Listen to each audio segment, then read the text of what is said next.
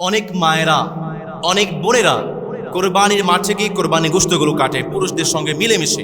এই কাজটা যেন কখনোই না হয়। অবশ্যই আপনি ঈদুল আজহার রাতটাকে জাগার চেষ্টা করবেন। মান আহইয়া লাইলাতুল ঈদ, যেই ব্যক্তি ঈদের রাতগুলোতে জাগবে, যেই দিন সব হৃদয় মরে যাবে, সেই দিন সেই বান্দার হৃদয় মরবে না, জাগ্রত থাকবে। যারা রাত জাগতে পারবেন না, সকাল সকাল উঠবেন, তাহাজ্জুদের সালাত আদায় করবেন, তাকবীর পড়তে শুরু করবেন, তাকবীরগুলো পড়বেন। যারা পুরুষরা আছেন, যারা মেয়েরা আছেন, মায়েরা যারা বোনেরা আমার কথাগুলো শুনছেন, গোসল করবেন, সুগন্ধি ব্যবহার করবেন। যদি সম্ভব হয় বাড়ি থেকে ঈদগাহে হেঁটে হেঁটে আসার চেষ্টা করবেন এবং রাস্তা পরিবর্তন করবেন। আসার সময় এক রাস্তা, যাওয়ার সময় আরেক রাস্তা। অনেক ভাইয়েরা ঈদের সালাত শেষ করার পরে হুড় হুড় করে বের হয়ে যান, আপনার সালাতটা কিন্তু কমপ্লিট হলো না। আপনি ঈদের সালাতের পরে খুতবা শোনা নিশ্চিত করবেন। খুতবা শুনলেন না, ঈদের সালাত কিন্তু আপনার জন্য পূর্ণাঙ্গ হলো না। অবশ্যই আপনি খুতবা শুনতে হবে। হারাম কোনো কাজে আমরা অংশগ্রহণ করতে পারি না।